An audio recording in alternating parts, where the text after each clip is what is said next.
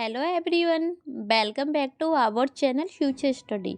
तो गाइस, इस वीडियो में जो बीए प्रोग्राम के स्टूडेंट है सेमेस्टर 5 के, जो आपने पॉलिटिकल साइंस सब्जेक्ट लिया है, आपके कानून आपके अधिकार, इसके क्वेश्चन विद आंसर आपको कराने जा रहे हैं। और ये क्लासेस जो हमारी होने जा रही क्लासेस 9 है। इससे पहले की बाकी की 8 क्लासेस आप सभी ने नहीं देखी, देख लीजिएगा, लिंक आपको डिस्क्रिप्शन बॉक्स में मिलेगा। उसमें हमने टोटली आपको 10 क्वेश्चन कंप्लीट करा चुके हैं। इस वीडियो में हम क्वेश्चन नंबर जो 11 है वो कंप्लीट कराने जा रहे हैं, ठीक है।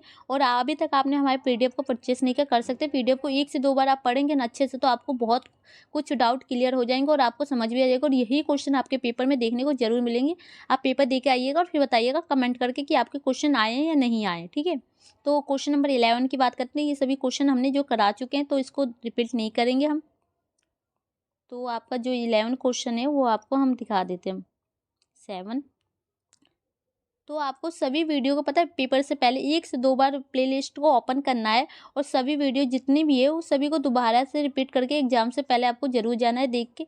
जिससे ये होगा, पीडीएफ को पढ़िए प्लस वीडियो देखिए, आपको और अच्छे से क्लियर होंगे आपके डाउट, ठीक है। क्वेश्चन नंबर जो 11 है, इस क्वेश्चन का आंसर कराएंगे। क्वेश्चन देखिए, भारत में घरेलू हिंसा के खिलाफ महिलाओं को उपबंध विभिन्न कानूनी सुरक्षा उपायों की विवेचना कीजिए। भारत में महिला के विरुद्ध विभिन्न अपराधों एवं उससे जुड़े कानून की विवेचना कीजिए।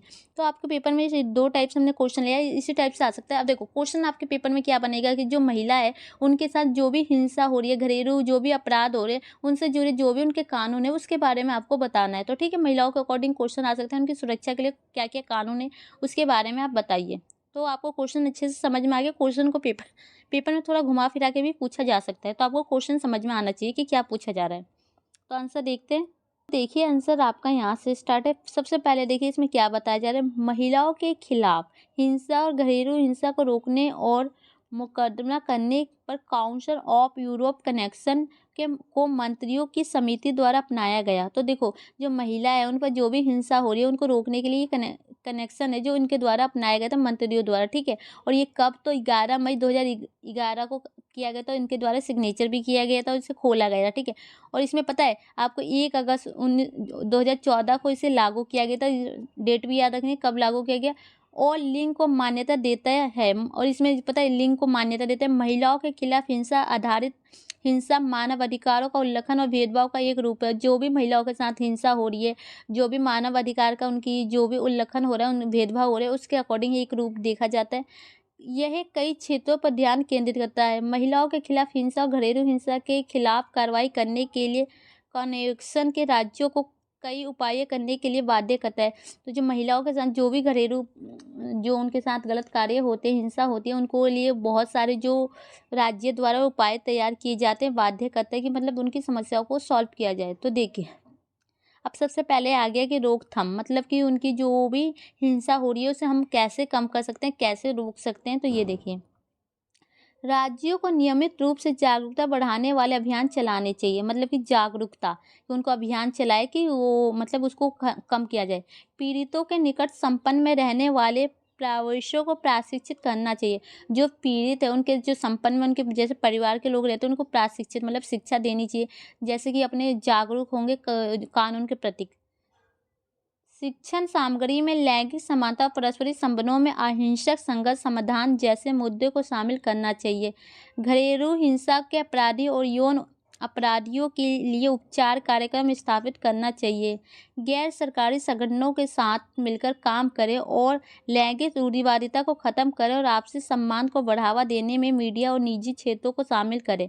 मतलब कि देखो, अपराध हो रहे हैं उनको सभी को हम कम करने के लिए बहुत सारे तरीके। सबसे पहला तो जागरूकता फैलाए, फिर जो उनके पीड़ित के साथ जो लोग हैं उनमें शिक्षा की भावना करें और उन्हें ये बताए कि जो लिंग के आधार पर जो भी उनकी समानता है, जो भी भेदभाव हो रहे हैं उसके विरुद्ध वो हिंसा हो रहे हैं, उनके साथ वो गलत कार्य हो रहे हैं, उनके लिए विरोध करें, वो केस कर सकते हैं। अपने अधिकार के प्रति जागरूक होना चाहिए।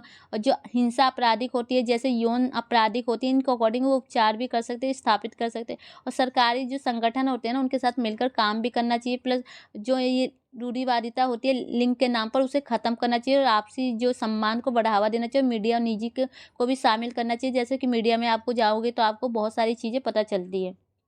तो ये थे कुछ उपाय।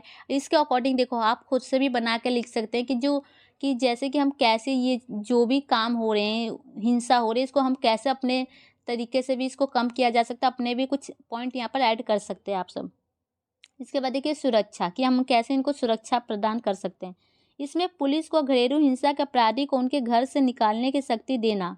मतलब कि जो भी देखो आपके घर में ही कुछ लोग ऐसे होते हैं जो कि हिंसा करते हैं अपने घर के फैमिली मेंबर पर, तो उसे इतनी शक्ति होनी चाहिए कि वो व्यक्ति अपने घर से निकाल सके उसको।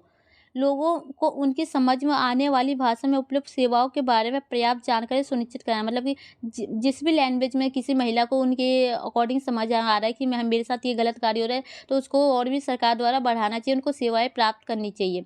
पर्याप्त संख्या में और पर्याप्त भौगोलिक वितरण में आसानी से सुलभ आ- आश्रयों की स्थापना करना।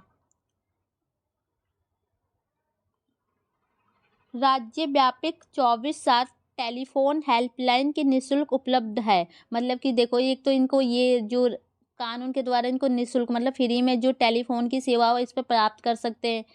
और आसानी से सुलभ बलात्कार संकट या यौन हिंसा रेपर केंद्र स्थापित करना। मतलब कि जो भी बलात्कार के अकॉर्डिंग जो भी हिंसा के अकॉर्डिंग होते हैं उसके लिए कुछ केंद्र स्थापित करना कि जहाँ पर जाके महिलाएं अपना रिपोर्ट दर्ज करा सके और वहाँ के अकॉर्डिंग शिकायत कर सके और वो अपनी सुरक्षा अपनी कर सके और बचा सके लोगों के सामने। अब देखिए अभियोजना कनेक्शन घरेलू हिंसा सहित महिलाओं के खिलाफ हिंसा के विभिन्न रूपों को परिभाषित करता है और उनका अपराधीकरण करता है। जिन राज्यों में संधि पर हस्ताक्षर किए और उनकी पुष्टि की, उन्हें कई नए अपराध शुरू करने होंगे जहां से पहले से मौजूद नहीं है। उदाहरण के लिए मनोवैज्ञानिक और शारीरिक हिंसा, यौन हिंसा और बलात्कार, पीछा करना, महिला जननग विकृति, विवाह, गर्भपात और जबरन नस्बंदी। इसके अलावा राज्यों की पार्टियों को ये सुनिश्चित करने की आवश्यकता होगी कि सांस्कृतिक परंपरा सम्मान को आचरण उपयुक्त सूचीबद्ध पाठ्यक्रम में से किसी भी के लिए औपचारिक रूप से नहीं माना जाना था। घरेलू हिंसा के मामलों सहित महिलाओं के खिलाफ हिंसा के किसी भी आरोप की प्रभावी जांच सुनिश्चित करने के लिए राज्यों की पार्टियों में कई और उपाय करने होंगे। इसका मतलब है कि कानून प्रवर्तन एजेंसी को मदद के लिए कॉल का जवाब देना होगा, सबूत इकट्ठा करना होगा और जोखिम वाले लोगों की पर्याप्त सुरक्षा के लिए आगे की हिंसा के जोखिम और आकलन करना होगा। इसके अलावा न्यायिक कार्रवाई इस तरह से चलानी होगी कि कार्रवाई के सभी चरणों में पीड़ित के अधिकार का सम्मान हो और द्वितीय उत्पीड़न से बचा जा सके। तो देखो यहाँ पर बताया जो अभियोजना, इसमें आपको ये बताया जा रहा है कि जो हिंसा के खिलाफ जो लड़ाई लड़ी जा रही है, जो महिला लड़ना चाहती है, तो उनके लिए कुछ ऐसे कानून होने चाहिए जैसे उनके साथ होता है शारीरिक जो हिंसा होती है, यौन हिंसा होती है, बलात्कार, जैसे ये सब महिलाओं के साथ होते रहते हैं, जैसे उनके बच्चों को मार दिया जाता है, नस्लबंदी कर दी जाती है। इन सब के लिए जो राज्य होता है उनका ये कर्तव्य है कि उनको अकॉर्डिंग वो कार्य करें और ये देखें कि उनके खिलाफ जो भी हिंसा हो रही है उनको कैसे हम रोक सकते हैं, प्लस कि उनके लिए जवाबदेही होना चाहिए, उनकी मदद करनी चाहिए और इनके मामले ऐसे होने चाहिए कि उनको कोई जोखिम ना हो महिलाओं को, कि जैसे द्वितीय तृतीय कोई जोखिम से उत्पीड़न उन्हें प्राप्त ना हो और वो अपने जो भी उनके साथ जो भी कुछ हो रहा है उसको लिए उस कानून के द्वारा जोखिम ना हो और इस प्लस वहाँ पर जाके वो कार्रवाई करवा सकती है, अपने उत्पीड़न के बारे में अपने उसके बारे में वहाँ लिखवा सकती है। यही सब है, इसमें कुछ पॉइंट है आपके। ठीक है, आप इसका स्क्रीनशॉट भी ले सकते हैं, आप समझ सकते हैं इसको, आप खुद से भी पढ़ के एक दो बार। अब देखिए एकीकृत नीतियों का विकास। अब जो एकीकृत नीति है उसका विकास कैसे हुआ है, तो देखिए अकेले किसी एक संस्था के लिए हिंसा के विरुद्ध कार्य करना कठिन है। मतलब कि देखो कोई एक व्यक्ति है जो हिंसा के विरुद्ध कोई भी कार्य नहीं कर सकता, उसके लिए बहुत ज़्यादा मुश्किल है। इस कारण से कनेक्शन राज्यों की पार्टियों ने सरकारी एजेंसी और गैर सरकारी संगठनों और राष्ट्रीय, क्षेत्रीय और स्थानीय संसदों अधिकारियों को शामिल करते हुए व्यापक और सम्मिलित नीतियों को लागू करने के लिए कहता है। मतलब कि किसी एक व्यक्ति के द्वारा ये कार्य नहीं किया जा सकता, इसमें बहुत सारी पार्टियां, एजेंसियां, सरकार और राष्ट्रीय, क्षेत्रीय जो स्थानीय अधिकारी होते हैं उन सबको शामिल करके चलता है। ठीक है, इसका उद्देश्य घरेलू हिंसा सहित महिलाओं के खिलाफ हिंसा को रोकने और मुकदमा करने के लिए सरकार के सभी स्तर और सभी संबंधित एजेंसियों और संस्था द्वारा नीतियाँ लागू करना है। तो इसका मेन जो उद्देश्य होता है कि जो भी महिलाओं के साथ हिंसा हो रही है उनको रोकना चाहिए और प्लस सरकार द्वारा उनके संबंधित जो भी एजेंसियां बनाई जाते हैं उनके द्वारा संस्थाओं की नीतियों को लागू किया जाना चाहिए, उनको देखना चाहिए। कन्वेंशन पूरे समाज को एक स्पष्ट संदेश भेजता है कि हिंसा का कभी भी कठिनाइयों को हल करने का सही तरीका नहीं है। मतलब कि ये भी बताया जा रहा है कि जो हिंसा के द्वारा हम जो हमारी समस्या होती है, कठिनाई होते हैं, उसे हम सही नहीं कर सकते, इसका सही मतलब नहीं है। और निजी या सार्वजनिक जीवन में शांति की स्थिति नहीं ला सकते, और इसके द्वारा जो आपकी निजी जीवन है, ये सार्वजनिक, इसमें शांति की स्थापना नहीं कर सकते। यह इस समझ को महत्व को पुष्ट करता है कि महिलाओं के खिलाफ हिंसा स्वीकार्य नहीं है और इसे बर्दाश्त नहीं किया जाएगा। मतलब कि हिंसा इनके लिए वो स्वीकार नहीं करता, प्लस इसे बर्दाश्त भी नहीं किया जाएगा जो हिंसा करेगा। जबकि ध्यान घरेलू हिंसा सहित महिलाओं के खिलाफ सभी प्रकार की हिंसा पर है। और ये जो इनका ध्यान किस पर है कि जो महिलाओं के साथ घरेलू हिंसा हो रही है, सभी प्रकार की हो रही है, उन पर उनका ध्यान है। यह भी मानता है कि घरेलू हिंसा के अन्य पीड़ित भी है, जैसे लड़के और पुरुष। तो घरेलू हिंसा में पता है लड़के और पुरुष भी उनके पीड़ित लोग में शामिल है। इसमें समलैंगिक पुरुष, ट्रांसजेंडर पुरुष या ऐसे पुरुष शामिल हो सकते हैं जो समाज द्वारा उचित व्यवहार माने जाने वाले व्यवहार के अनुरूप नहीं है। मतलब कि कुछ जैसे कि आपको यहाँ पर इनके लिंग चेंज करा दिए जाते हैं, या आप कह सकते हैं कुछ किन्नर भी हो सकते हैं, इस टाइप से भी पुरुष हो सकते हैं जिसमें वहाँ पर नहीं होते हैं।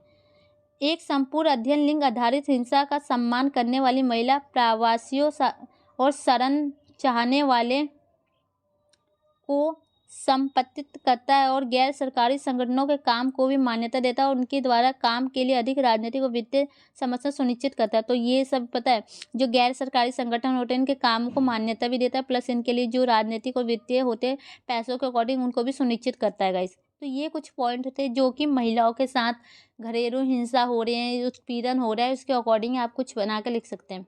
देखो क्वेश्चन ऐसा है कि नॉर्मली आप इसके अकॉर्डिंग आप खुद से भी अपने अंदर के जो भी आपको लगता है सही पॉइंट है आप बना के लिख सकते हैं।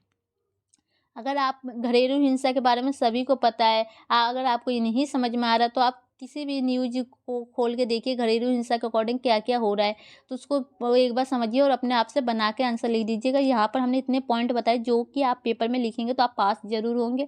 अब आपका नेक्स्ट क्वेश्चन आएगा जो नेक्स्ट क्लासेस में क्वेश्चन नंबर 12 करा देंगे। तो वीडियो अच्छी लगे तो लाइक शेयर कीजिएगा। Thank you.